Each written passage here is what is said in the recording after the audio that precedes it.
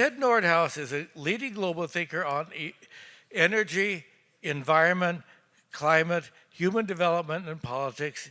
He's the founder and executive director of the Breakthrough Institute, thebreakthrough.org, and a co-author of an eco-modernist manifesto. Over the last decade, he has helped lead a paradigm shift in climate, energy, and environmental policy. He was among the first to emphasize the imperative to make clean energy cheap, explained why efforts in the Harvard Law and Policy Review explained why efforts to establish legally binding international limits on greenhouse gas emissions would fail in the Washington Post and Democracy Journal, made the case for nuclear energy as a critical global warming solution in the Wall Street Journal, has written on the limits to energy efficiency, the need to prepare for climate change in the New York Times, and argued for the importance of intensifying agricultural production in order to spare land for forests and biodiversity in Scientific American and The Guardian. This 2007 breakthrough was co-authored with Michael Schellenberger, who did a salon here, but left the Breakthrough Institute to do a more radically political thing. He has, the book was called Prescient by Time magazine, the best thing to happen to environmentalism since Rachel Carson's Silent Spring by Wired. The essay, The Death of Environmentalism, was featured on the front page of the Sunday New York Times, sparked a national debate, and inspired a generation of young environmentalists. Over the years, Nordhaus has been profiled in the New York Times, Wired, the San Francisco Chronicle, the National Review. No, he did not consider himself a person of the right, so he was scandalized as being featured. The New Republican, NPR. In 2007, he received the Green Book Award and the Time Magazine 2008 Heroes of the Environment Award. Nordhaus was formerly executive editor of the Breakthrough Journal, the Breakthrough Institute's policy, and it is a very innovative. I think some footnotes in the book equated me with the Canadian author Michael Adams, who wrote a book. I don't remember the title, that kind of predicted the mass of people that were politically apathetic but would become Trumpites. And then in 2014, he did it carried an essay by Michael Lind that really scoops what would happen in the year later. The Breakthrough Journal is the Institute's policy magazine, delivers pragmatic opinion and analysts grounded in the belief that even our most wicked environmental problems have technological solutions. Under his leadership, the New Republican lauded the Breakthrough Journals as the most complete efforts to find a fresh answer to the question how to modernize liberal thought, and the National Review called it the most promising effort of self-criticism by our liberal cousins in a long time. And I might only add, and something that he sees that they don't seem to see, is those who love sausage, legislation, and electricity should not investigate how they are made. Thank you very much.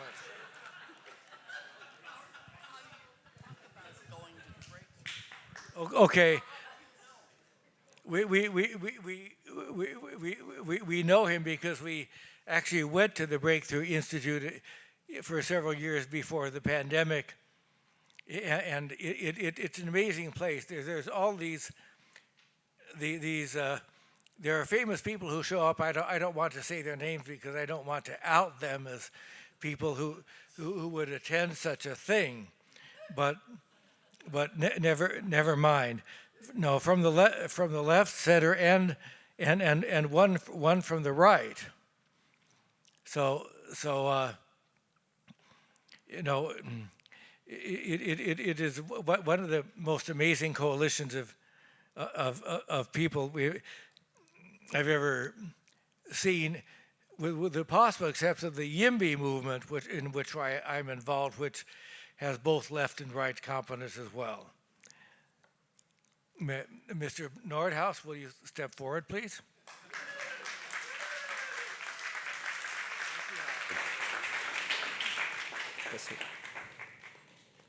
Thank you.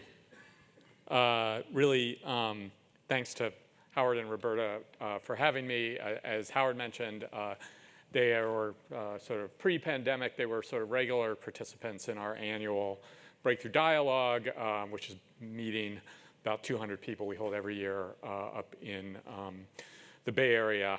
So it's nice to be able to come back and return the favor, except that someone ran off with my notes. Oh, maybe Howard took my... No, I think it's that folder there, that orange folder. Those are my notes. Let's see, yep, I think we're good here. I know, you do not trust this guy. Not me, it's an object, a little black hole that follows me, an object disappears when I press it. So, yeah. So one of the, so anyway, I was going to say it's great to return the favor and attend one of your events here, and really pleased to be able to come and give this talk. And I think I've been talking with Howard and Roberta for a couple of years about coming here, and we just haven't been able to quite make the dates work. And so one of the things you set the date, and it was like a year ago or whatever, we decided on this date, and it's like, what are you going to talk about? Well, I don't know what I want to talk about a year from now. But as it turned out, this event and talk happened to coincide with a very sort of, I think, significant essay that I have just published in the New Atlantis magazine called Did Exxon Make It Rain Today? So I thought, well, this would be a good chance to actually talk about that. And it kind of covers a number of different facets of our work. So I'll kind of give some remarks on that, and then I imagine we can open things up to talk about all sorts of things: climate, energy, technology, environment related. So when Ari Schulman, who's the executive director of New Atlantis, asked me to write something, it must have been sometime last summer, and it was sort of right after the Lahaina fires. And Ari had, kind of watched that and, seen this all very quickly kind of get folded into this climate change narrative. And being someone who, he is, someone who actually pays a lot of attention to sort of what science can tell us and also what it can't tell us, he very quickly figures out, he's kind of like, this doesn't seem quite right. It seems like there's a lot of other things going on here other than climate change, long-running fights over water in the region, a really, really terribly, disastrously bungled emergency response. They literally kind of closed the roads that people needed to evacuate out of. A whole set of things that really kind of sort of turned, what would have been, a serious fire into a really kind of terrible tragedy. So Ari said, hey, would you write something about this? And I think what he really wanted me to write about was sort of the uncertainty. Everyone says that this is about climate change, but there's a lot more uncertainty in this kind of thing. We don't really actually know. And actually, what I said to Ari is actually, we do have a lot of certainty about a fair amount of these events, but it doesn't run in the direction that everybody typically says it does, which is that there's obviously a big kind of climate driver here. And in fact, in most cases with extreme weather, it's not that there's no climate contribution, but it's actually, at least at this point, a lot smaller than I think people often think it is. So Ari kept asking questions and asked for a draft, and we went back and forth, and we started at 3,000 words, and we ended at 9,000 words, which kind of, I didn't quite see that come in. I think neither did he. So I'm going to try to sort of summarize a bunch of that in about 30 minutes, and we'll see how it goes. There is a pretty dominant, I think, mental model about how climate change affects the weather. This is kind of broadly, I think, a broadly held view, mainstream media, advocacy, just sort of culture. And it's just almost perfectly captured in the poster from Al Gore's famous documentary, An Inconvenient Truth, showing a hurricane coming out of a smokestack. The basic idea here is, human emissions, greenhouse gases are warming the planet. This is absolutely true. They are making global temperatures warmer, and they are having various sorts of effects on weather phenomena and the climate. But then there's a couple of other steps that get made, which goes that this is manifesting itself in extreme weather that we regularly experience, and that weather-related disasters that we kind of see and hear about all the time are from that smokestack. And it's not that that's not completely untrue, but it is an extremely sort of reductive and also, frankly, exaggerated kind of idea of the role that climate change is playing in most weather phenomena to start with, and then particularly sort of disasters, which is not just weather. It's what happens when weather or climate phenomena comes into relationship with human societies in various ways. So let's talk about what really is going on here. And then I'm going to talk first about weather, and then I'm going to talk about climate, and then I'm going to talk about kind of how we ended up with, I think, some ideas about a bunch of this stuff that aren't actually right. So the first thing to know is that for almost all extreme weather phenomena, if there were no climate change, there would still be extreme weather. There would still be very intense heat waves, there would still be droughts, there would still be hurricanes, there would still be floods, there would still be extreme rain events. You can kind of go down the whole list. All of those things would happen if, like, literally no one had figured out how to, like, dig coal and oil out of the ground and burn them.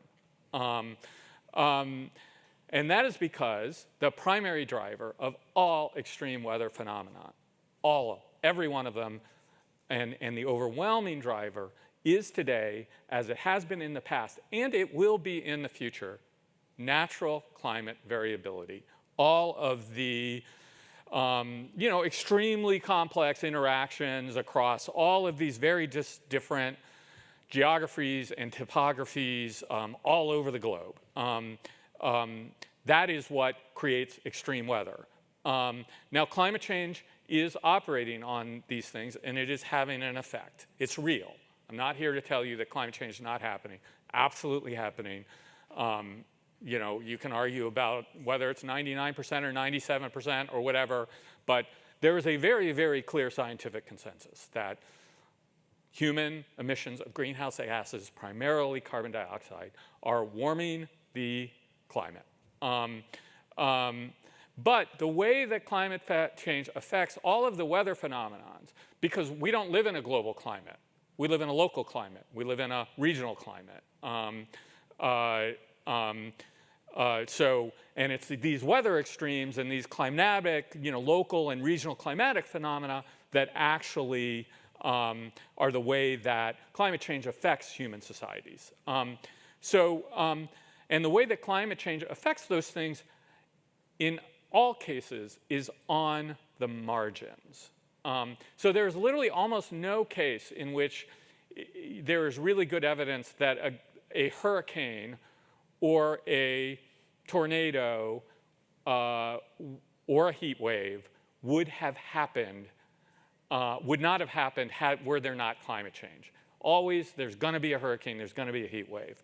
What climate change is going to do is going to make the heat wave hotter. So a heat wave that hits, say, 99 degrees Fahrenheit in a pre-industrial world or a world without climate change hits, let's say, 102 degrees with climate change. Or to take an example that I think you all have very recently lived through, very intense rainstorms came through Los Angeles last month, dropped in some places as much as like 11 inches of rain over 2 days. And climate change had an effect on that because in a warmer climate, the atmosphere holds more water. And so when it rains, more rain comes. It holds about 7% more water for every degree of warming.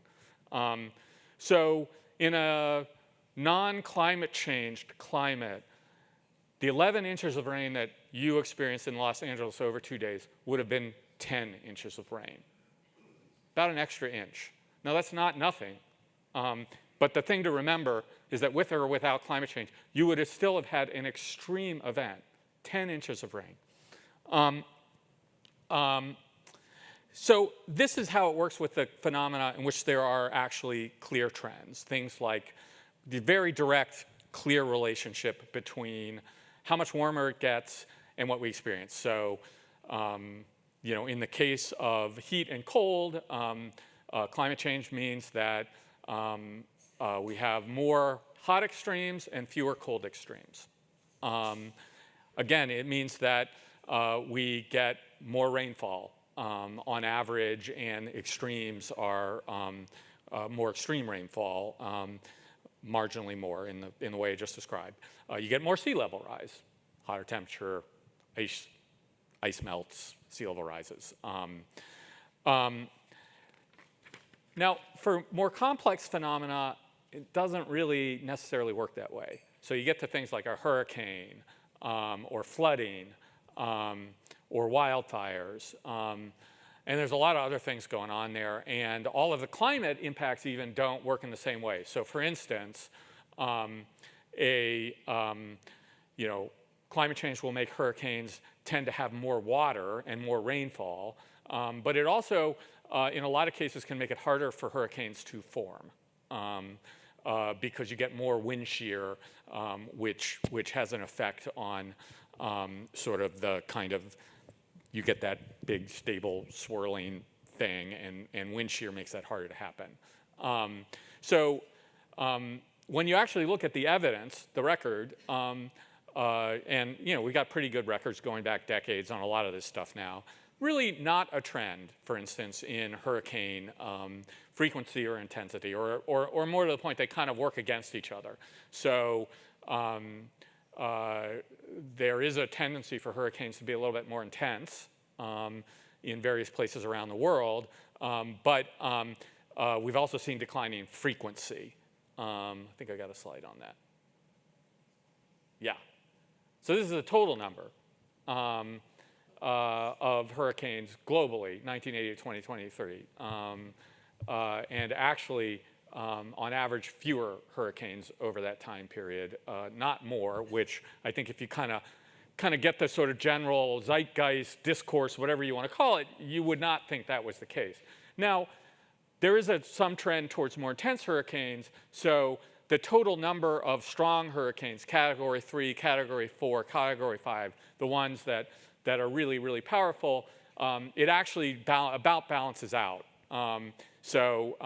Fewer hurricanes, but somewhat higher percentage of them very intense hurricanes. So what you end up with is about the same number of strong hurricanes over this multi-decadal period. And you kind of see similar phenomena in different ways with things like floods. Wildfires is another where there's not a global trend. Here in the western United States, there is. Climate change is a factor in it, but we've also been suppressing wildfires for a century. And we, just in California, have moved like 30 million people into very close interface living in these wildfire zones. So there's just a lot more people living in these places to find all sorts of creative ways to start fires. So then there's another thing that people talk about, and particularly as you get into sort of really more kind of apocalyptic concerns, and that's tipping points. Sort of what are called sort of non-linear things that kind of could really radically sort of change the picture in terms of how the climate functions. And tipping points are real. There's lots of good evidence. You can kind of go back and look back through, sort of various sort of geological and geophysical records and find them. I think there's good reason to think that, there are sort of irreversible things that will start to happen, as we kind of see continuing warming. So, irreversible melting of permafrost above the Arctic Circle, for instance, is one. Ice sheets, like there's sort of at some point, you get enough committed warming, enough carbon in the atmosphere, you're going to lose a bunch of ice sheets, and there's not a lot unless you really go and like literally start like engineering, changing the composition of the atmosphere intentionally. There's not a lot you can do to stop that. But, and this is important, I think when people think of these non-linear tipping points, it's like we cross this threshold and then like literally like Greenland melts tomorrow. That is not how it works. So if you look at like kind of really like the worst case, fastest, like we cross the tipping point and people argue whether this is at 2 degrees or is it 3 degrees or is it 4 degrees. Greenland does not melt in the next decade. It doesn't melt in the next century. It melts over the next 1,000 years. The West Antarctic ice shelf and the parts of Antarctica that are actually kind of, at least in millennial scales, likely to melt, you're talking 3,000 to 8,000 years. And that will bring a lot of sea level rise with it, but you also have to understand that it is a lot of sea level rise over a very, very long time. And melting permafrost puts a lot of additional methane and carbon into the atmosphere. But again, it happens slowly over many centuries. And the warming, the additional warming from that is significant, but not like runaway warming and the Earth becomes Venus. Again, there's literally no scientific basis. There's no climate science of any sort suggesting this. You get several colleagues of mine are part of a big paper that went and reviewed the whole tipping points literature and looked at, well, what is the contribution of these feedbacks to additional warming? They conclude when they kind of add the feedbacks, and some of the feedbacks run the other way, so they're not all running towards hotter, or some of them have cooling effects. They conclude about perhaps at most a 0.5 degree of additional warming over the next 2 centuries or so. So that's on top of, most estimates say we're headed now towards, somewhere between 2.5 and maybe very worst case 3.5 degrees by the end of this century. So you're adding a 0.5 degree onto that. And a 0.5 degree is significant. It's not like a 0.5 degree in this room, but it is also not runaway, uncontrolled global warming that will not stop and will make the Earth uninhabitable. So that's the actual, like when you kind of go and this is like, you can kind of get outlier studies one way or another, but if you just kind of go like, just the basic physical processes and the theory and what we know and what we can see from the, geologic record, what we can kind of see from like literally everything we know about how these various processes affected by climate change work. That's sort of certainly the mainstream kind of understanding of the science. And again, I think you get various parts of that sort of at times cherry-picked or kind of described in ways that give a somewhat misleading perception. Even if they're sort of, if you went go through it and kind of parsed every sentence, you would be, well, it's not actually not accurate if you read it really closely. But if you kind of read a lot of the kind of commentary on this, it's either just wrong and misleading, or even where it's technically accurate, I think it's often written in ways that give the readers a more alarming, gives the reader a more alarming context than what the actual underlying evidence in fact suggests. So let's now talk about natural disasters, because we've just been talking about the weather. And a natural disaster is not just like bad weather. We have bad weather all the time. Natural disaster is what happens when weather kind of comes, a storm comes barreling through the Los Angeles basin, and there's 12 million people and lots of infrastructure and lots of wealth and other things there. So we hear a lot about things like increasing numbers of like billion-dollar climate disasters and just overall just rising costs of disasters. And this is true. Disaster costs have risen quite significantly in recent decades. They now globally, climate-related natural disasters cost most years somewhere in the neighborhood of $200 billion annually, globally. That's risen 74%, or rose 74% between 1990 and 2017. Now is that climate change? Well, I'll give you one piece of data to give you a hint at what might be driving that. Non-climate related disaster costs have risen more than twice as fast, 184% versus 74% over that same period of time. So what's going on here? What accounts for this? What accounts for all these new billion-dollar disasters? Well, it's really primarily driven by economic and population growth. More people. So if you look at just sort of World War II to today, 4 times more people living on planet Earth, 2 billion people in 1950, 8 billion people today, and a huge amount more wealth. So global GDP, global population has grown 4 times. Global GDP has grown 13 times since 1950. $10 billion in 1950, $134 trillion global GDP today. So there is just an enormously larger number of people and amount of wealth that is being exposed to climate extremes. And actually the population and wealth that is exposed to those extremes is actually growing faster than population or wealth. And that's due to what are called agglomeration effects, also known more colloquially as urbanization. So those effects have brought many, many more people to cities where economic opportunity is, all sorts of services and all sorts of reasons. People all over the world for a very long time now have been sort of mostly moving to cities defined broadly as fast as they can. And cities are disproportionately located in places that are much more subject to climate extremes in low-lying coastal regions and floodplains.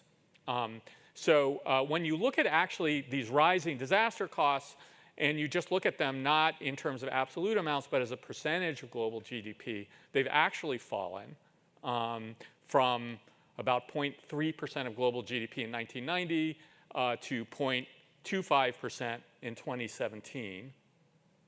There's our rising disasters. I'll get to that in a minute. Rising disasters, but as a share of GDP, it's actually gone down somewhat.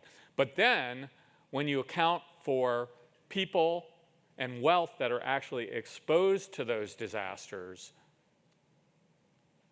This is the story. This is, again, 1990 to 2016. I'm sorry, 1980 to 2016, or mid-1980s. Mid-1980s, 8% of GDP within 250 miles. This is a really, really good, very extensive paper bringing data and a bunch of GIS work together. 8% of GDP within 250 miles of climate-related disasters was affected by climate-related disasters. By 2016, that's 2%. It's fallen by a factor of 4. And that is because, in part, obviously, wealth and population have grown so much more than the increase in the cost of these climate impacts, and because actually societies have become increasingly more resilient to climate extremes of all sorts. This is also true, and perhaps probably most importantly than the money, are the people. So the human costs of climate-related disasters have fallen even faster. The kind of best metric we have for that is just climate-related mortality, people dying as a result of climate-related extremes and events. So it's fallen, over the last century, it's fallen by a factor of 10 in absolute terms, from over 500,000 deaths a year from climate-related disasters a century ago to around 30,000 today on average. And that's during a period, well, just since the war, I'm sorry, not since the war, that's over a period where global population has increased by 8 times. So when you actually control that and calculate it as per capita mortality rate from climate-related disaster, it's fallen by a factor of over 50. It's kind of stunning. Like lots and lots and lots of people died all the time a century ago from climate-related disasters. Very few do globally today. And these numbers, as kind of extraordinary as they are, they flatter the past. Because the tracking and the statistics from a century ago in terms of deaths and impacts from these things was just much far spottier than it is today. So, there's a strong bias in terms of how dangerous the climate was actually to the present in this. Depends how you define the bias. Anyway, you get the point. It's probably global climate-related deaths were much higher than this. So, I think that raises 2 really important questions. The first, why is this happening? How and why have we become so much more resilient and less vulnerable to climatic extremes? And the second is, why does nobody believe this? So let me go to that first question first. Why is this happening? And really, it's 4 big factors. Better technology, and that's everything from better forecasts. So I opened this essay by writing about what is the worst natural disaster in U.S. history, and it did not happen recently.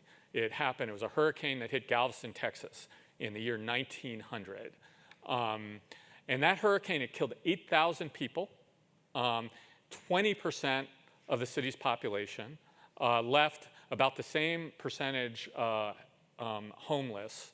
And one of the really interesting things, it was very, very early days of the National Weather Service. And so there were a few weather stations had spotted this thing, but really nobody knew how big it was or how powerful it was. And then, they were sort of doing forecasts. They just weren't very good. So they actually thought that the hurricane was going to go, east. It was in the Gulf and or in the Caribbean. They thought it was going to go east across Florida and out to the Atlantic, and instead it went the other direction and hit Galveston. So we have much, much better forecasts. And as a result of those forecasts, we also have like early warning systems. I mean, we all now have the experience, like our cell phones go kind of nuts anytime like, like the wind hits about 20 miles an hour or whatever. We have air conditioning. Large parts of the world, particularly, obviously the rich world, now actually have much more control over their climate. And, when you especially when you look out to kind of forecasts of climate change creating lots and lots of additional deaths, it's really, almost all of it comes from heat-related mortality. And almost none of those projections actually account for the possibility that many, many more people, much less everybody, might have air conditioning. And then mobility. I mean, one of the we don't even really think about it in this way now, but every time a big hurricane is heading towards like a Houston or Florida or something, like you see it, right? You see the pictures of literally hundreds of thousands of people get in their cars and they leave. I mean, this is an incredible thing. Certainly 100 years ago, that was not possible. And in many parts of the world today, it's still not possible. But the fact that you can move massive populations out of the way of these things is part technology, and it's part, the second factor, infrastructure, much, much better infrastructure. So we have the obvious things, right? We have seawalls and flood channels and storm drains and things like that. We have a hardened built environment. Even if you live in a wood frame house, it's sitting on a concrete and steel foundation. It's reinforced in all sorts of ways. Compare that to just the buildings in Galveston. I'll show you a picture at the end of this, and it just looks like a massive pickups, someone threw down a bunch of pickup sticks. And that was pretty much the entire city of Galveston leveled. There's literally no climatic event that could level a modern city or even a modern subdivision in that way today. And it's not just, the concrete and the rebar, it's building codes, it's all sorts of other things. Third, better institutions, hospitals, sort of public health departments, emergency responders, urban planners. And I think there's a lot of reasons to be concerned that, we could be doing many of these things much better, and they're kind of incompetent and corrupt or whatever, and we all have stories to tell. But actually, the truth is that notwithstanding any of that, you'd rather have kind of a mediocre to not very good fire department than not have a fire department. And finally, greater wealth. And that's both at the individual level and at the societal level. So obviously, wealthier people can afford modern housing, they can afford modern energy, they can afford modern food. They can, we have globally traded commodity food markets now. If a drought hits California and the crop fails, most people, because they both have incomes, they're not growing their own food, and because they live in this kind of extraordinary national and globally traded world, you can go get the food from somewhere else. Ivan's here, so I'll pick on the New York Times, because the New York Times, I've lived in California a long time, and every time there's a drought and the water gets bad, the Times, they've written the story for my entire life in California, is this the end of the California dream? And it's well, come on, guys, 80% of the water goes to agriculture, and most of that agriculture is not feeding Californians, it's feeding New Yorkers, So, it's not going to end the California dream, but it might, end winter tomatoes in New York City. So individual wealth, but then societal wealth. Modern societies create lots of economic surplus, and they can spend them on lots of things, like flood channels and seawalls and highways and rail systems and all the things that actually make us much safer today.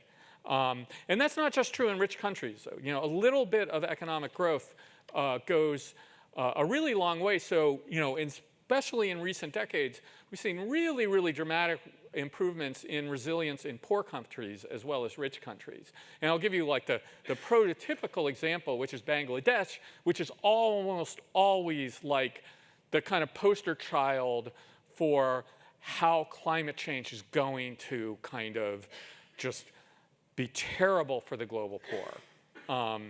Low-lying countries, sea level rise, very poor. In 1970, a very strong tropical cyclone killed somewhere between 500,000 and 1 million people in Bangladesh. It is sort of on the short list of the worst natural disasters in recorded history. And that cyclone wasn't actually exceptionally strong. Bangladesh is hit by strong cyclones. It happened to be happening in the middle of a civil war with Pakistan. And Pakistan, which was the sort of post-colonial power that Bangladesh wanted independence from, created just literally was like, this is an opportunity for us to kind of put down the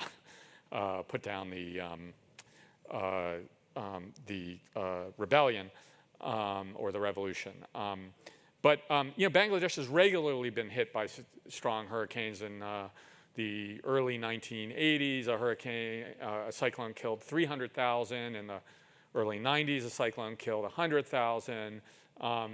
No cyclone in Bangladesh has killed much more than about 100 people over the last 20 years.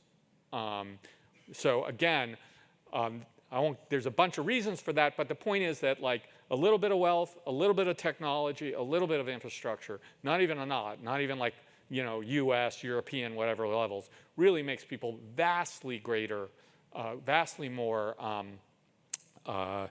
resilient to climate extremes. And in fact, this same paper I was citing earlier that looked at sort of increasing vulnerability or resilience to climate change finds that poor country resilience has improved by a factor of 6 and that's looking at just mortality associated with extreme events since 1990. And in fact, there's increasing convergence between rich countries and poor countries in terms of sort of mortality rates associated with being hit by extreme events. So that's the actual story. And I'm going to come back to reasons that I think we should deal with climate change, even though all the things I've just told you are true. But I want to talk about why nobody believes it. And I think it's a couple of different things. The first is that a bunch of this sort of experience of the climate, or how we think we're experiencing the climate, has really been enabled by a combination of digital media technology and a new sort of media environment. So, there was I think they used to have a competition at the New York Times about who could write the most boring headline. And I think that headline was something like, minor earthquake strikes Bolivia, not many killed, or something like that. And that was the kind of thing that 30 or 40 years ago, if you opened your newspaper and you would see, it might be a little tiny thing in the paper, a little AP, 2 sentences in the AP about some extreme climate or weather event that had occurred halfway around the world. Well, today, if it's spectacular, it will be captured by a cell phone, a surveillance camera, something like that. It will show up on social media immediately. It will go viral. And if it's spectacular enough and viral enough, it'll often show up on the CNN webpage, and it's grainy video from the cell phone that someone took in Bhutan of a mudslide or something. So there's that. And then, because media has gotten increasingly fragmented, there's also a lot of kind of narrow casting that goes on. So a lot of these ideas and a lot of this is not everybody. Everyone does not actually believe this. But if you're well educated, particularly if you're left of center, you lead legacy media, you're much more inclined to sort of be like the weather is just completely out of control. The climate emergency is here. And that's because even those outlets, even major national outlets, have are dealing with increasingly segmented audiences. So the people who read the Wall Street Journal don't read the New York Times. The people who read the National Review don't read the Atlantic. The way that you maintain an audience is, first of all, understanding your audience and giving it what it wants. If you're environmentally minded, various other kind of political predictors, there's actually a demand for catastrophic climate coverage. But there's two other factors that I think are, really have kind of led to sort of all of these things that are really mostly not being climate change, being coded as climate change. So the first is just sort of kind of, call it general environmentalism. In some ways kind of like for sort of environmental sort of ideology, like extreme weather is the gift that keeps on giving. Because unlike past apocalyptic claims, a lot of the past apocalyptic claims, one way or another, kind of had a sell-by date. There was going to be a population bomb, and like literally Paul Ehrlich says with great certainty that 60 million Americans by 1980 will die in famines. You kind of get to 1980 and it's like, well, okay, that didn't happen. We had limits to growth, and like industrial society on a similar time frame was going to collapse. And at some point it's like, well, no, still going. And there's people who are still like, on both cases, there are people who are like, no, it just, I think the beauty of being Malthusian is that, you're never wrong, you're only early. But the amazing thing about climate catastrophism is that it's pretty unfalsifiable. As long as there is climate change, there will be some climate impact, even if it's really small, so small that it can't be quantified on most weather events. Extreme weather is a permanent feature of the Earth's climate. So climate change kind of gives you this thing that it's like every flood, every hurricane is climate change. Whether climate change can really, we can find any, we can detect any climate signal or really reliably attribute it to that. And that then sort of fits into a broader ideology, which kind of goes, well, even if you can't find the signal, even if you can't show the evidence, we just know this is bad. Precaution in the environmental sort of cosmology, so to speak, trumps evidence, or trumps the absence of evidence. And that kind of view basically goes, we humans lived in a closed Earth system. It's a closed system. It's not open. I tell you lots of reasons why that's wrong, but that's the basic idea. It's defined by fixed biophysical boundaries that set hard limits on how much humans can do. And if you exceed those limits, really bad things happen. The Earth gets sort of knocked out of equilibrium one way or another. And bad things will happen even if we can't tell you exactly what they are. And even if there's not that much evidence that like actually is having an impact on human well-being now.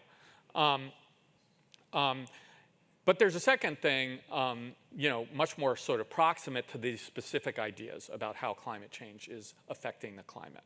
And that is, really a sustained multi-decadal information campaign to conflate weather and climate. It's not like, oh, we just sort of think it's, this was all kind of quite intentional. It was an intentional effort to shift the threat of climate change from something that was very uncertain and far off in the future to a sort of global weirded present. And you can go back and you can read strategy documents and all sorts of opinion and survey research going back decades. It's not even like anyone tried to hide it. So, that started really almost from the beginning. So if you go back and you listen to Tim Wirth, who sort of helped convene the first, he was a senator from Colorado. He convened the first hearing on global warming in Congress, and he brought James Hansen, very famous climate scientist, to testify. And he, for years and years, he said, well, I shut the windows, I turned the air conditioning off. It was a stultifying July day. I did this all intentionally to kind of prime everyone to be like, all of this heat is climate change. He's sort of since kind of recanted it because it actually became a talking point for climate skeptics, that this was all sort of part of the conspiracy. But what's clear is that they were thinking from very, very early on about that weather was the way that people would understand climate change as something that was happening. In 1997, when the Clinton administration was trying to sell Congress on the Kyoto Accord, they brought Al Roker and a kind of troop of weathermen, like literally to the White House, and they sent them around the country to stump to be like, I'm the weatherman, and you should believe me because I predict the weather, and the weather's going to get really bad because of climate change. Inconvenient Truth, like sort of the central peak kind of sort of set piece, so to speak, in Inconvenient Truth was Hurricane Katrina. Even though Katrina was a strong hurricane, but it wasn't a particularly exceptional hurricane, and the reasons that there was so much human tragedy was literally because no one had maintained the infrastructure for decades, and you had huge numbers of poor, very poor people living in, next to kind of levees and flood infrastructure that literally had not been maintained for decades. A story that you see over and over and over again in this era when things go really wrong in terms of climate-related disasters. And increasingly over the last several decades, there's been increasingly coordinated efforts. Literally sort of a set of activist scientists go and create an entire new sort of subfield of climate attribution that ignores sort of what have historically been the way that we look for this, which is can we actually see that the hurricanes are getting stronger? That the disaster costs, once you control for wealth and population, are rising. And say, nope, that's out. That doesn't show what we needed to show. So we created a new methodology, and there's an operation called World Weather Attribution, which is the most widely cited of these, but there's several others. And we're not going to ask that question. We're not going to ask whether we can actually see that the weather's getting more extreme. What we're going to say is, versus the event that happened, we will model what would have happened without climate change, and then say, how much more likely did climate change make this event than had there been no climate change? And you get these numbers like 40% more likely, or various ways that this gets sort of expressed statistically. And the thing that gets left out in almost all of the World Weather Attribution description of this and the media coverage of it is that what they're not, people hear this and what they think they're saying, again, is that, that rainstorm in LA would not have happened without climate change. Well, that is not true. What these attribution studies are actually saying is how much more likely was an 11-inch rain event. Can you account for the 11-inch rain event without climate change? But what you don't get is that that's versus the 10-inch rain event that would happen without climate change. It's not versus no rain event. So all of these sort of attribution statistics, when you actually understand what they're saying, they're not the way that it is covered, which is climate change made this terrible event far more likely to have happened. No, climate change made this terrible event, which would have been terrible without climate change, a little bit more terrible. That's actually literally, if you kind of dig down statistically to what they've done, that's what they are telling us. We then also, but that wasn't enough, right? Because it's kind of like you also needed a villain. So, we've got this cottage industry of research into like, what did Exxon know in 1986? And it is true. Exxon and a bunch of these companies had done a lot of the early research on climate change is done by oil companies. No disputing it. And in fact, it wasn't secret. It was public. They often did it with like all these guys, James Hansen and all of the, most of the early climate scientists either worked at oil companies or were academics or in government agencies working with them to do this research. And there's not much evidence that they actually suppressed any of it. There were some various periods where they said, well, it's really uncertain, we don't know, various things, which actually was more true at the time than we thought. But it's sort of been framed as a grand conspiracy, and it's clear that oil companies didn't want to support a lot of the policies that were being proposed to deal with climate change. But mostly the way that they did that was not by denying climate science. Overwhelming evidence that the primary way that they fought proposals to deal with climate change was by just telling people that it would cost too much, which, again, you can argue how much too much was, but certainly like in the 1990s, going to a heavily renewable energy economy was going to be very expensive. There was also huge pressure on media outlets. There was this idea of false balance that places like the Washington Post and the New York Times were like covering sort of like there were both sides of the argument. There were the people who said climate change didn't happen and wasn't happening, and the people who were saying it was happening. There's actually very little evidence that this actually happened, that mostly the coverage was overwhelmingly consistent with the scientific consensus, and most of the sort of opponents of climate action, again, were making arguments not based on like climate change wasn't happening. They're just saying it's going to be too expensive. And there were huge philanthropic investments both to support this huge growth in academic research, and often academic research that's kind of has an implicit advocacy intention to kind of shine a light on how terrible the problem is for the World War Act. And also, huge increase in sort of legacy media, particularly as like ad revenue and subscription revenue is drying up, is looking for new revenue sources. And one place they got it was from environmental philanthropy, which underwrote a lot of the coverage.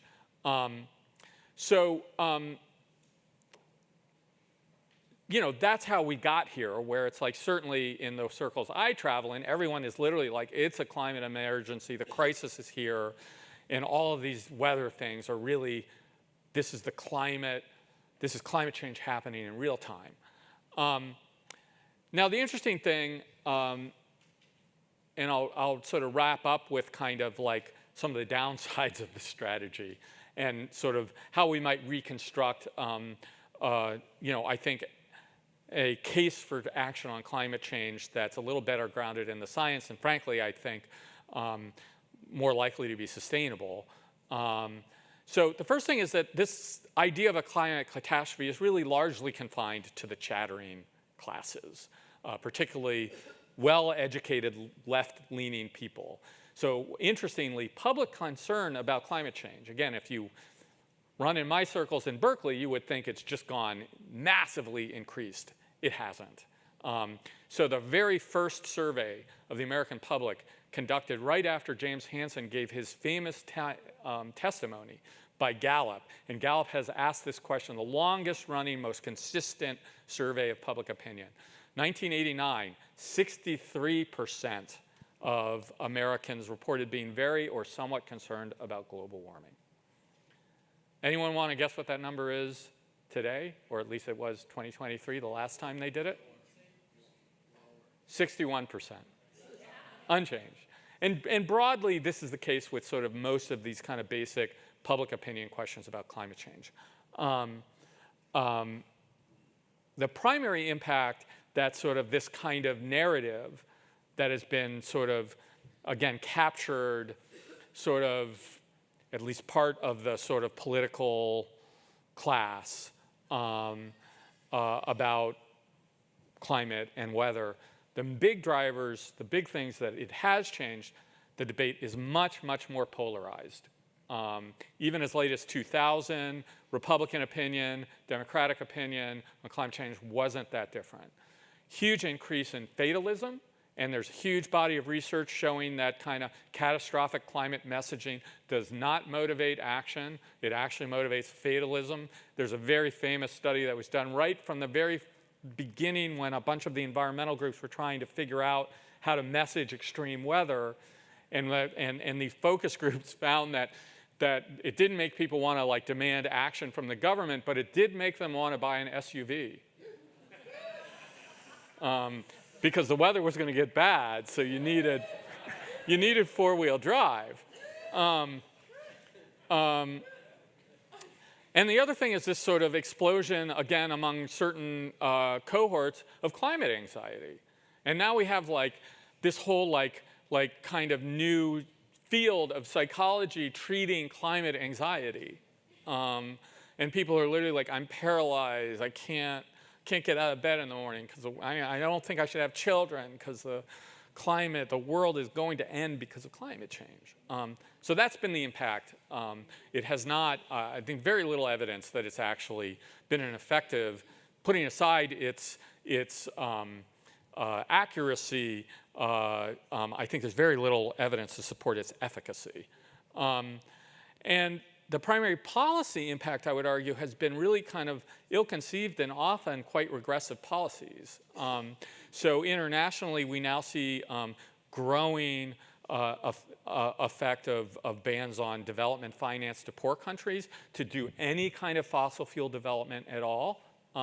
This is done in the name of protecting the global poor from climate change, but actually just overwhelming evidence that energy development, whether it's fossil or something else, is actually one of the most important ways that we make people resilient to climate change and climate impacts, whether they're driven by climate change or just garden variety, non-climate change driven extreme weather.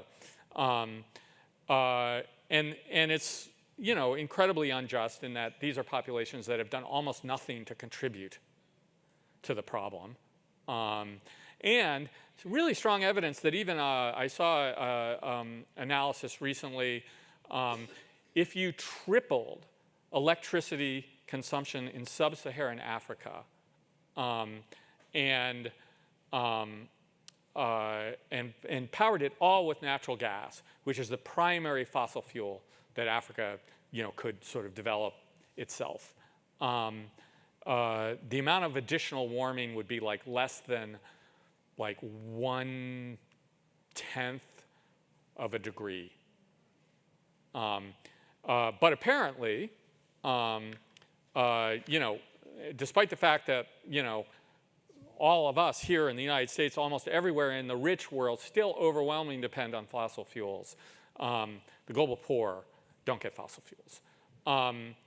And even in rich countries, and California is a prime example, there's lots of problems and lots of things that have made California such an expensive place to live. But there's a lot of climate policy in this state that is at the very least contributing to these big equity gaps and just making it much more difficult for low-income communities and people living in those communities to sort of make a decent living. So I'll close by just kind of offering sort of some thoughts on an alternative to all of this. If we didn't do all these things that I've told you are both wrong and ineffective, what would we do? What should we do? What's the alternative? And I would say, first of all, it's non-apocalyptic. Humans will survive climate change, even with another degree or two of warming. I think it's pretty reasonable to think that climate-related mortality is likely to continue to fall globally. Certainly as a sort of percentage of the global population and global deaths, and probably in absolute terms as well. The costs of climate-related disasters will rise as long as the world keeps getting richer, but they'll continue to fall in relation to GDP. And climate disasters, where we see them, will be driven not by primarily by like the hazard getting worse, another inch or 2 or 3 of rainfall on top of the 10. It's going to be failing institutions. It is literally every time you see a terrible climate disaster and you get to the bottom of it, it's the institutions. It's not the hazard. Secondly, the alternative is ameliorative. There are a lot of good reasons to take action on climate change that don't require us to threaten people with human extinction. So first of all, there's the rest of creation. All of that biodiversity, all of those ecosystems, and especially all the ones that like literally don't exist for our material benefit. And the rest of creation is not nearly as adaptable as human societies are. And we will lose a lot of our biodiversity. We will lose a lot of our, these incredible ecosystems that are sort of part of our evolutionary heritage if we allow climate change to continue unchecked. There's all sorts of other problems associated with fossil fuels, like air pollution, still one of the leading killers globally. I think 8 million people a year die from primarily respiratory diseases associated with poor air quality, much of that due to fossil fuel combustion. I personally think it would be nice to have a more temperate climate for future generations, even if, the fact that people can live in Riyadh doesn't mean that we shouldn't worry about Riyadh getting hotter, or we shouldn't, I'd like a temperate climate. I'd like to be able to spend more time outside. I'd like future generations to be able to do the same. And I think insofar as we do all of these things, we will do them not because we must, but because we can. And I think that it's a very different proposition. Third, it's incremental. These temperature and emissions targets, they're flat out made up. And interestingly, the most famous and sort of influential of them was actually made up by my uncle, the economist William Nordhaus. In a paper that he published in 1975, before anyone knew anything, there was literally no field of climate science. There was no data. He was among the first who was kind of like, yeah, this is probably happening. What should we do about it? And he himself described it as a thought experiment. He just sort of looked at what we knew about the sort of variation in global temperature over the previous 8,000 years and was kind of like, we should probably try to stay within. He estimated that doubling would take you to about 2 degrees and sort of said we should sort of stay within that envelope. It wasn't based on sort of any idea of what happened if you went outside that envelope. And even today, there's really no science that establishes that there's sort of safety on one side of any of these temperature emissions targets and catastrophe or terrible things on the other side. It's all pretty linear as far as we know. It's the direction of travel that's more important than the destination.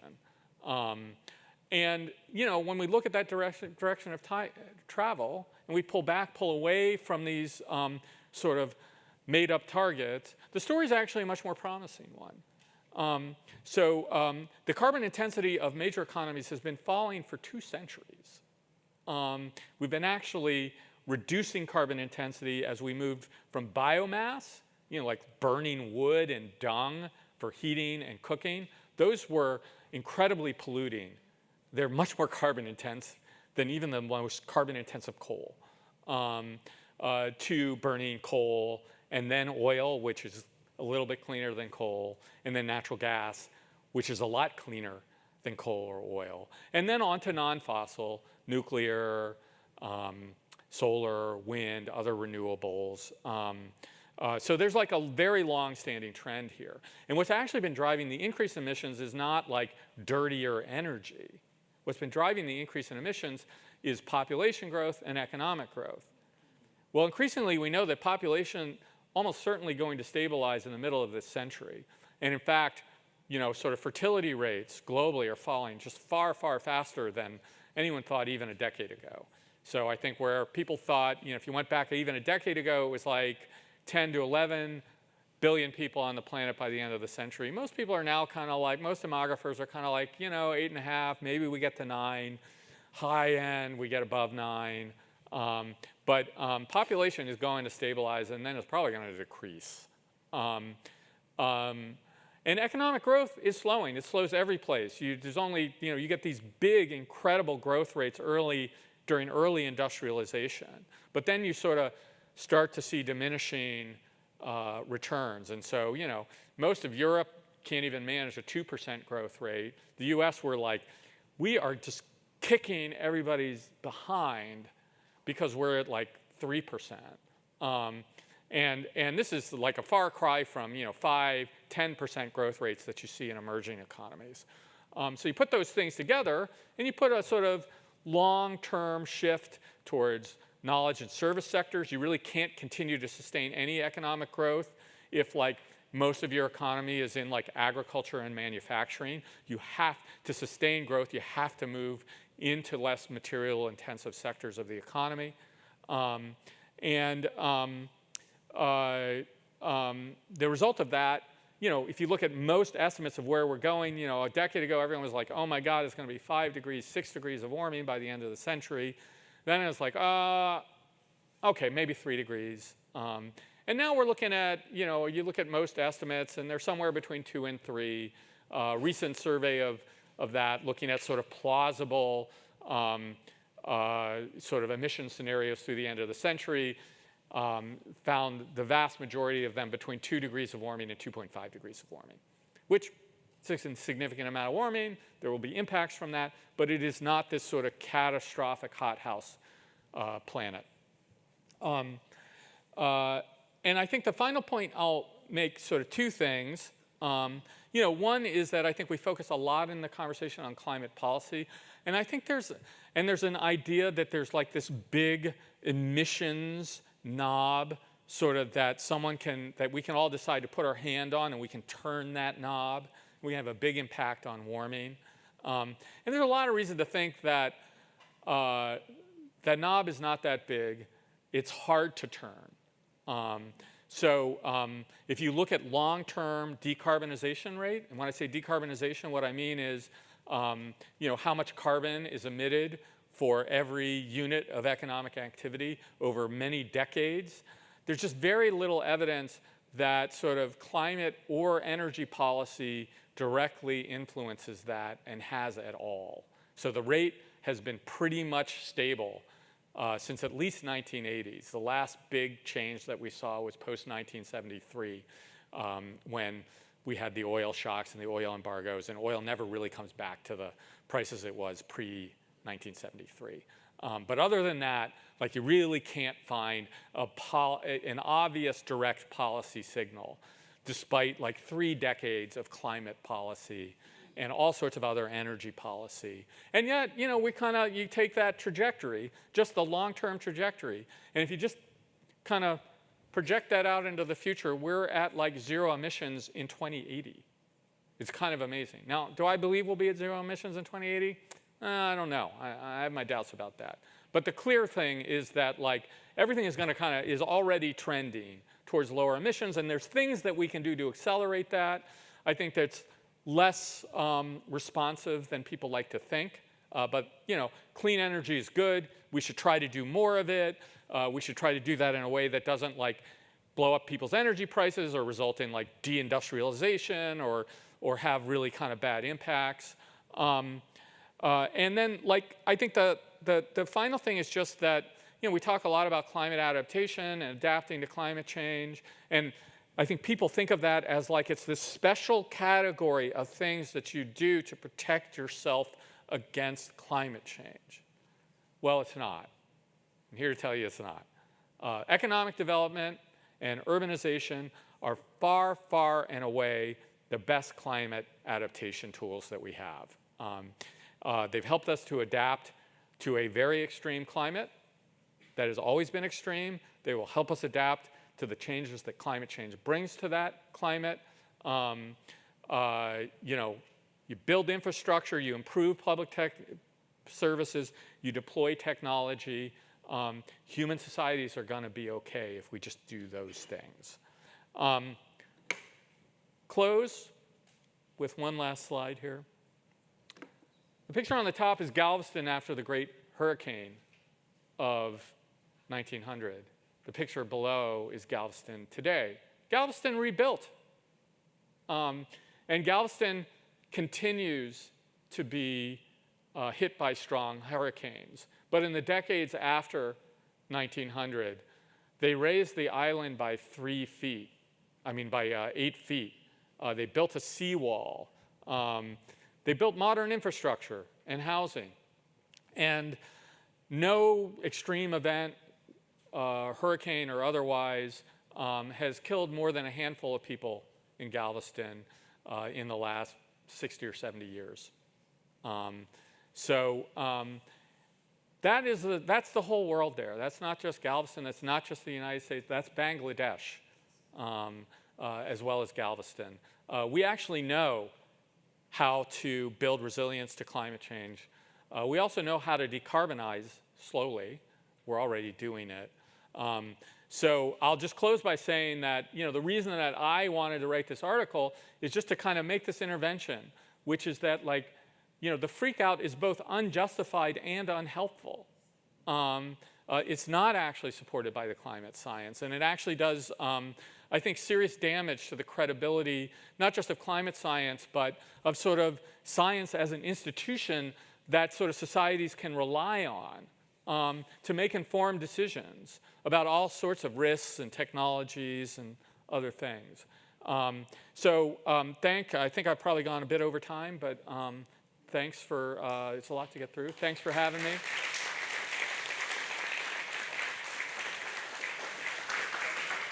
Happy to have questions, comments, discussions, whatever people want. Yeah, sure. Are there any historical studies that you've found to be very helpful in showing that these things might be cyclical, these intense weather events and so on? I mean, we know that they're cyclical. In part, like you go, the El Nino, La Nina is a cycle. There are longer term cycles. We've heard a lot about these sort of really record-breaking global temperatures, briefly over 1.5 degree, which was supposed to be the threshold we had to stop at. And it's not all the El Nino, the climate change is there, but what's kind of taken it from, if you'd ask people a year ago how much warming have we had, they'd say 1.3 degrees. And if you ask people today, a lot of people say, well, 1.5 degrees. And if we get a strong La Nina in the next couple of years, we'll probably be back closer to 1.35 or something like that. So there are a range of cycles here. And climate change is, there's really no question that increasing atmospheric concentrations are warming the planet. And they're not the only thing on, annual or even decadal timescales that are driving variance one way or another. But yeah.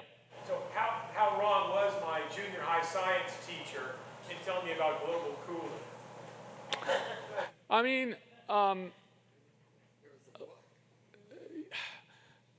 there is also global cooling happening, from aerosols. And one theory about what's contributed to this kind of spike that we've seen is, there's been a fair amount of progress, mostly for air quality reasons, in reducing sulfur emissions from various fossil generation sources. So, sulfur, atmospheric sulfur, and this is why some people want to go do geoengineering and put more sulfur into the upper atmosphere, works against the warming effects. So,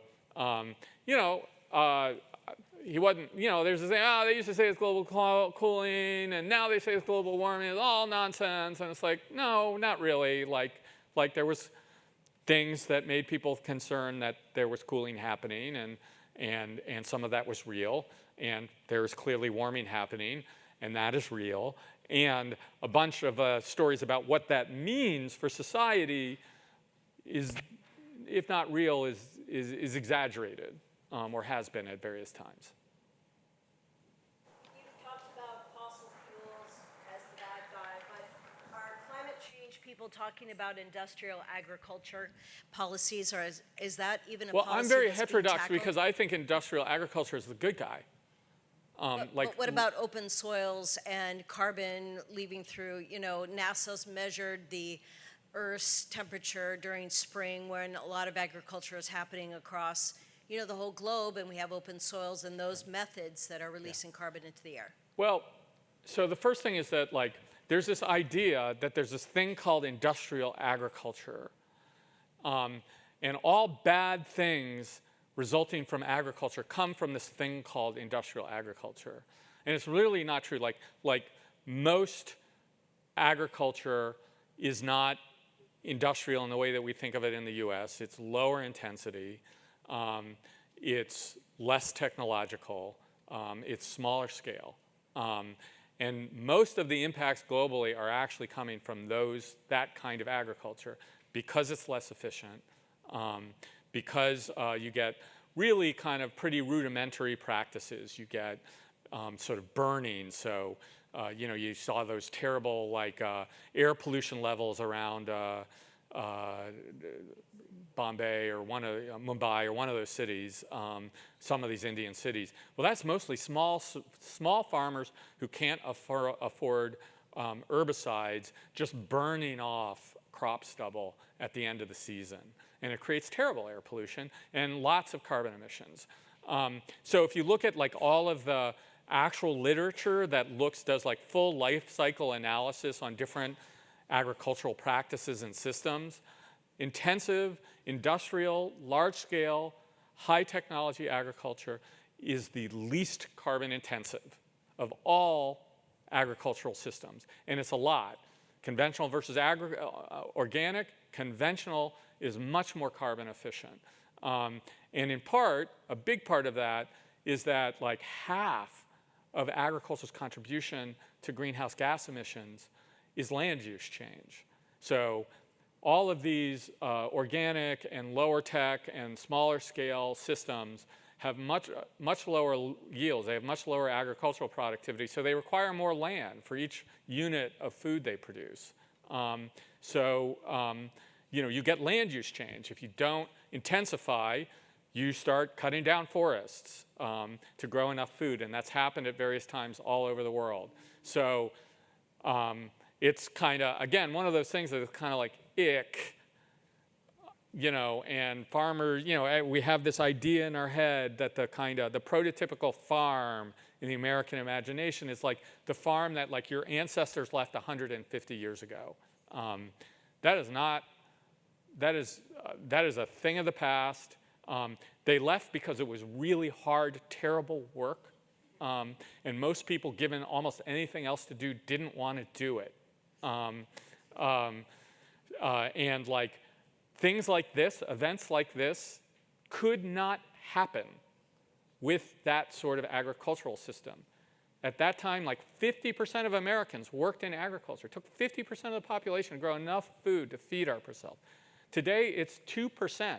And most of us, go and eat canapes and drink wine. And that literally, modern life is not possible with low productivity agriculture. And no economy in the world, anywhere, has ever succeeded in moving most of its population out of deep subsistence poverty without moving most of its population out of agriculture, out of rural agrarian economies, and into cities. So more industrial agriculture. Bring it on. Yeah. Any prediction about the growth of nuclear energy and its My question was, any prediction about the growth of nuclear energy and its impact? What's the Yogi Bear predictions about the predictions are hard, especially about the future. I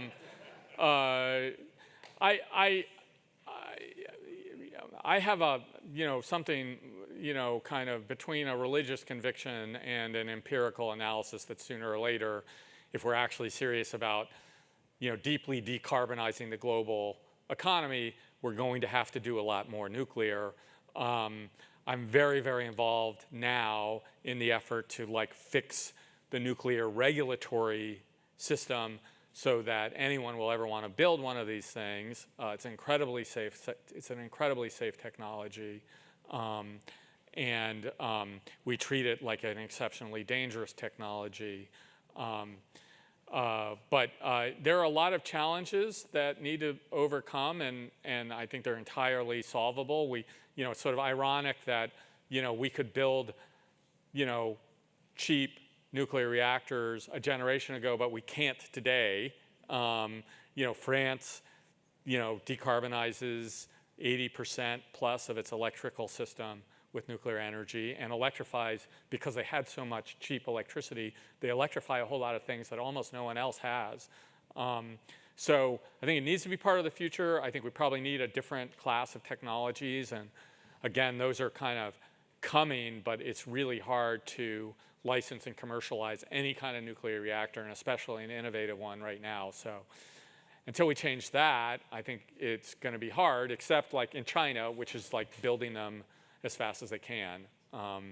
It'd be nice to see that a sort of democratic, non-centralized economy could figure out how to do this, but we're still working on that.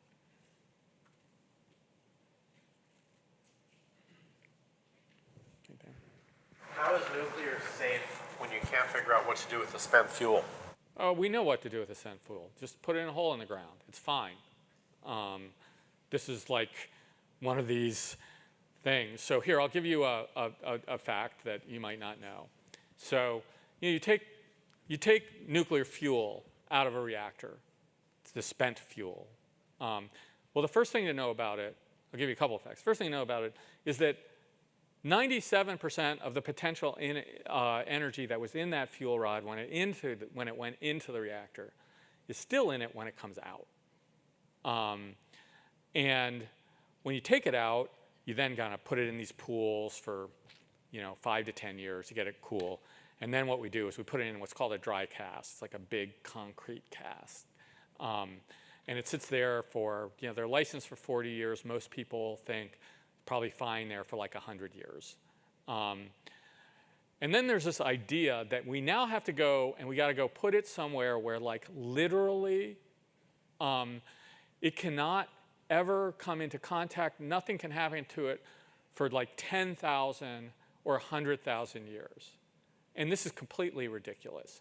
Within 500 years, spent fuel, if you just leave it in that spent fuel concrete dry cask, or you just, again, put it in any halfway decent hole in the ground, has returned to a level of radioactivity that's about the same as a decent grade of uranium ore before it's enriched at all. It's literally about as dangerous as the stuff that we dug out of the ground in the first place. That's how dangerous the spent fuel is. And the reality is that actually we shouldn't do any of that. We should reprocess it and use it again, because most of the energy is still in there. We've gone into all this work to go dig it out of the ground and refine it and enrich it. And then we use it for 3 years in a reactor, and we take it out, and we're like, oh my God, we can't, this is so dangerous, and someone will build a bomb out of it, which is not actually how you make bombs, but whatever. And so we're and now we have to figure out how to keep it safe for 100,000 years. It's ridiculous. There's no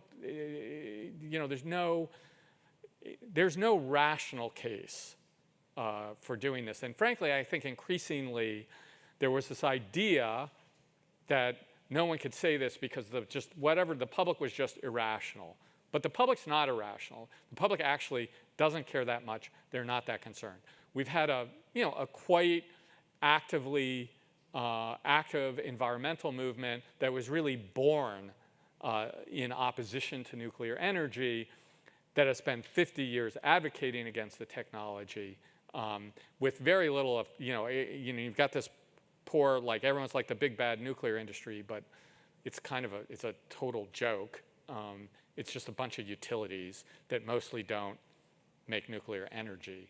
And it's only until recently, and not to toot our own horn, but we were sort of like the first, even reasonably well-known environmental group that kind of came out and said, no, actually nuclear is a really important climate and environmental technology. It's safe, it's not dangerous. And it's only when you had civil society, not a crappy industry, on the other side of that debate, that you've really seen a really significant shift all over the developed world in public opinion about nuclear, to the point where we're now actually sort of there's serious attempts, and it's bipartisan in Congress. Even California Democrats are finally like, okay, let's keep Diablo open. It's really stupid to close this thing. But that's only a big change over just the last decade.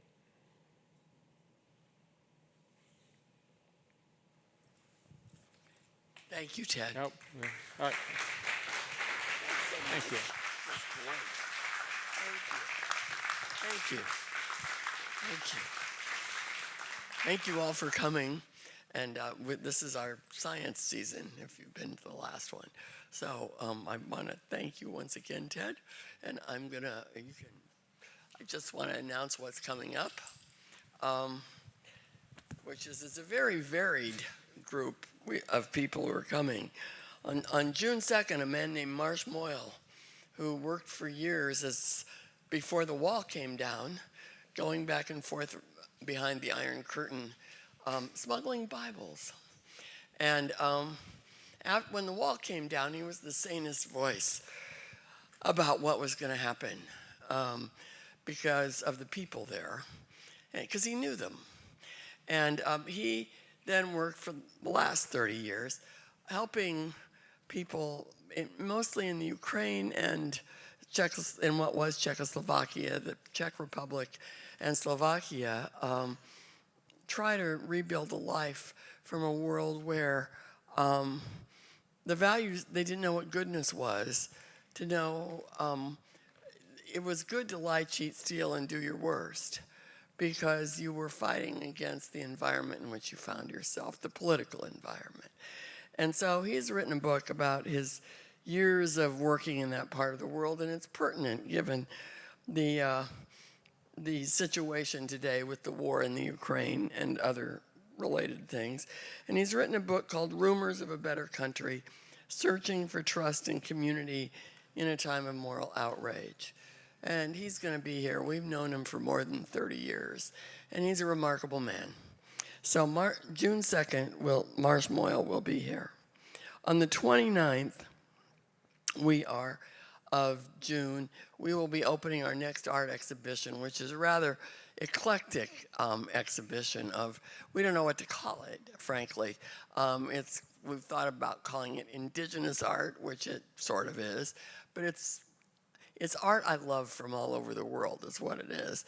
And there will be performing that night a group of Hawaiian musicians who we've known for years, who are singer-songwriters, and there will be hula dancers, except that Ali'i is going to explain to you, Ali'i Keana Aina, and his twin brother, Nui, will explain to you the origins of hula and what it's really about, which isn't belly dancing. Okay, so that's a fun event, and then on July 26th, there will be a conversation here between Tim Alberta, his book *The Kingdom, the Power, and the Glory*, and Marvin Olasky, the former editor of World Magazine, who has written more books than I can count, frankly. And I can't think of anyone who's been observing the trends of evangelical Christianity better or longer than Marvin. And Tim Alberta's written a book that lots of evangelicals are reading, and lots of other people are reading it too, because he used to be at Politico. He wrote the book about the Trump campaign, and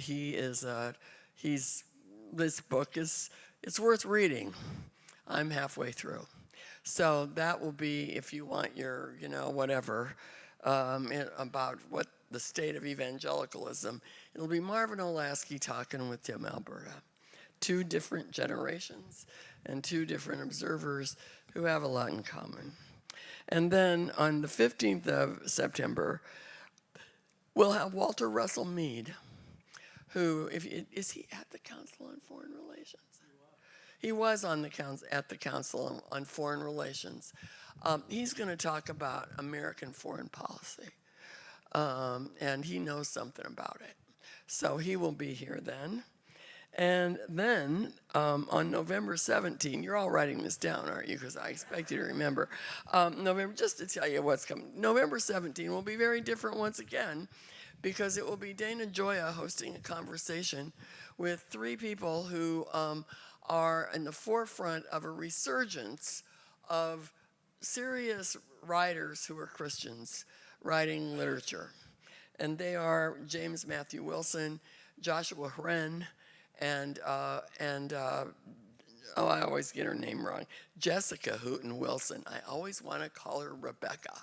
At any rate, she's teaching at Pepperdine now, and Joshua Hren and James Matthew Wilson, who have done a number of things, the Wise Blood books, if those of you who know Flannery O'Connor know where they got the name for that, and they've started a creative writing program at St. Thomas University in Houston, Texas. And there have been now like 4 major gatherings of writers that these people have put together. Dana Gioia, you've seen him here many times, former chairman of the National Endowment for the Arts and former poet laureate of the state of California. However that happened, we still are wondering. At any rate, but it did happen, and you know him, so he'll be hosting he'll be the MC of this conversation about literature and where it's at. So that's what we've got planned, and we don't know what we're going to do for Christmas yet. So hold your breath. That's what I have to tell you. So it's a pretty varied program. There's a little European whatever. There's American politics and a little art and Hawaiians. That's always good, and whatever. So that's what we've got planned for what's coming. And I want to thank you all for coming. And could we give Ted another hand?